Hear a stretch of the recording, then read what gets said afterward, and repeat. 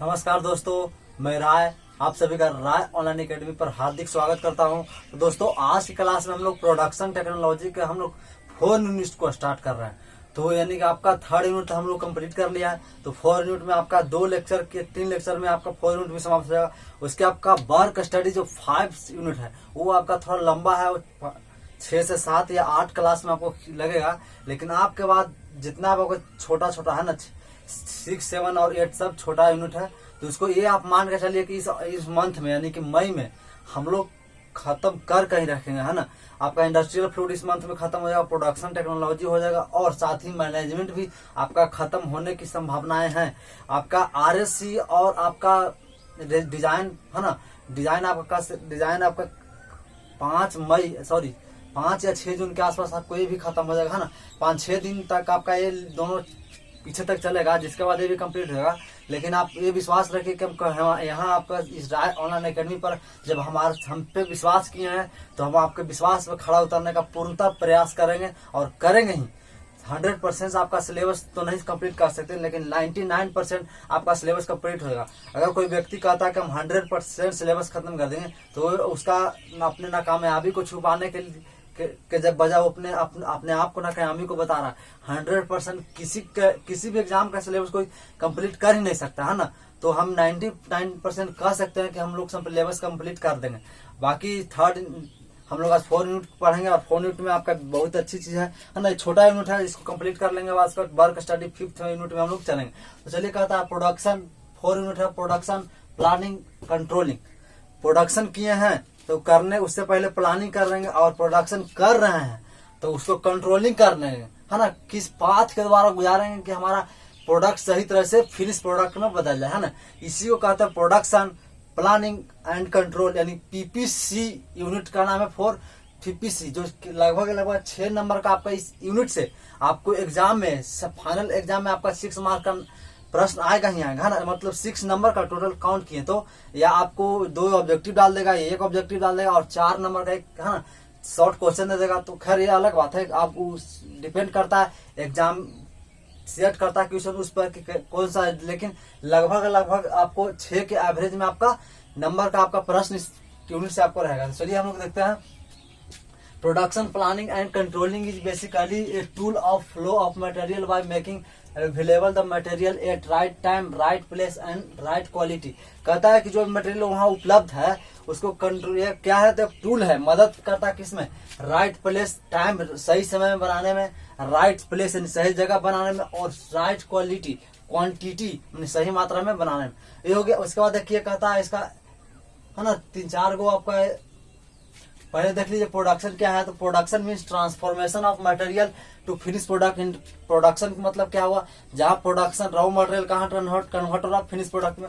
उसके बाद देखिए प्लानिंग। तो प्लानिंग का मतलब होता है हम लोग ना किसी काम करने से पहले प्लान करते हैं कि ये चीज हमको करना है। तो वह बस वही प्रोडक्शन में हम लोग यूज करते हैं जिस मेथड का, उसी को हम लोग प्लानिंग करते हैं। तो कहता है it is stand with analyse of data.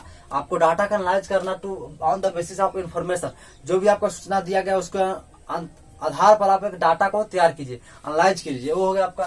Controlling में देख लीजिए, कंट्रोलिंग इज करेक्टिव। अगर कंट्रोलिंग का मतलब करेक्टिव एलिमेंट है, गलत हुआ उसको सुधार करने का प्रयास करेंगे with defined the path of sequence of operation to perform on the work piece. ये हो गया। उसके बाद देखिए ऑब्जेक्टिव आप देख लीजिए, या इसी को इम्पोर्टेंस कर सकते हैं production planning and controlling.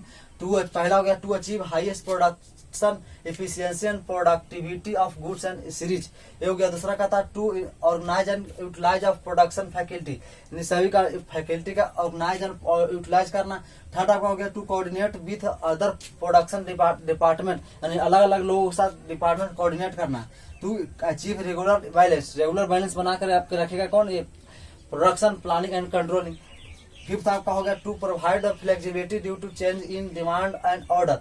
Flexibility आपको देगा, है ना। अगर डिमांड आपका बढ़ गया, ऑर्डर आपका बढ़ गया, घट गया, उस पर आपको फ्लेक्सिबिलिटी पर डिपेंड करता है। उसके बाद एक टॉपिक आपका रूटिंग। रूट के मतलब हुआ जैसे आप कहीं जाते हैं तो क्या बोलते हैं, किस रूट से जा रहे हैं, इस रूट पर से चल जल्दी पहुंचिएगा, या उस रूट से जाइएगा तो बहुत ज्यादा समय लगेगा। तो उसी प्रकार इसका, है ना, प्रोडक्शन टेक्नोलॉजी में भी रूट शब्द का उपयोग किया गया, जिसको मतलब हो गया एक पाथ यानी रास्ता कह सकते हैं या रूट है। जिसको आपको दिया जाएगा क्या, प्रोडक्शन करने के लिए, उस जिससे उस रूट से अगर आप गुजरिएगा, न कहते हैं कि उस रास्ते से गुजरिएगा तो आप कम समय में यानी कम खर्चा में उस जगह पर पहुंच जाएगा। लेकिन अगर है ना, तो उसी प्रकार रूटिंग एक रूट रास्ता देता है कि आप इस रास्ता को फॉलो कीजिएगा, तो आप कम से कम समय में इफेक्टिव तरीके से और कम पैसा में आप प्रोडक्ट को प्रोड्यूस कर सकते हैं। यही कहता था, देखिए it is basically concern with selection of path और route in which the raw material should follow the gates transfer into finish product convert होने में होता है। उसके बाद इसका इंक्लूड करता है पहला fixation of path of travel, जहां उसको पाथ का ट्रेवल करना हो गया।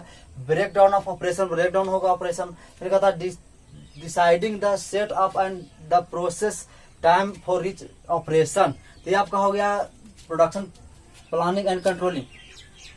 तो ये आपका थोड़ा सा टॉपिक है जिसको हम लोग आज कवर कर लिया। फिर मिलेंगे नेक्स्ट सेक्शन में सीक्वेंसिंग में, क्या सीक्वेंसिंग क्या है, यानी 3 या 4 लेक्चर में आपका एक यूनिट समाप्त हो जाएगा। अब आपके क्लासेस देखिए काफी आपके पास समय 40 से 45 दिन का वक्त लगभग बचने वाला है। अभी तो एग्जाम का डेट नहीं आया, लेकिन आने के बाद है ना 40 से 50 दिन मान लीजिए कि आपका बचेगा। तो हम लोग सोच रहे हैं कि आपका सिलेबस है ना, आपका सब्जेक्ट है 5 यूनिट पेपर, डेली आप क्लासेस होगी, है ना।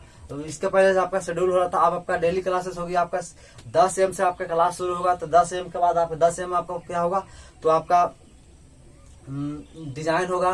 फिर 10:30 में आपका क्या होगा, उसके बाद इंडस्ट्रियल फ्लूइड पावर होगा। उसके बाद 11 बजे से आपका मैनेजमेंट होगा, 11:30 से आपका प्रोडक्शन टेक्नोलॉजी, और 12 बजे से आपका क्या होगा, आपका RSC होगा, है ना। यानी आपके 2.5 घंटा तक आपका क्लास रेगुलर चलेगा। तो आप सभी लेक्चर को आप कंटिन्यू जुड़े रहिएगा, जिससे आप कम है ना, जिससे आपका सिलेबस कंप्लीट और आप आसानी से कवर उसको कर पाए। आप कोशिश कीजिए जितना भी हम पढ़ा दिए, मत सोचिए कि जब पढ़ा देंगे उसके बाद खत्म हो जाएगा तब आप इसको पढ़ना तैयार शुरू कीजिएगा, तो ये आप कभी नहीं हो पाएगा आपसे। कोशिश कीजिए कि एक बार समाप्त कर दें, जितना पढ़ाएं उसको एक बार खत्म कर दें, दोबारा उसको रिकॉल करें, 3 बार रिकॉल करें, 4 बार। अगर बार आप रिकॉल करते हो आपको आपका दिमाग में हमेशा बैठा रहेगा, उसको आप एग्जाम के समय केवल आप रीडिंग मार के चले जाएंगे और तब आपका एग्जाम में लिखा जाएगा। लेकिन आप सोचिएगा कि हम एग्जाम के समय ही हम उसको याद कर ले, तो असंभव है। पता नहीं है कि प्रोडक्शन मतलब क्या, प्लानिंग, इसको कंसेप्ट में रखिएगा।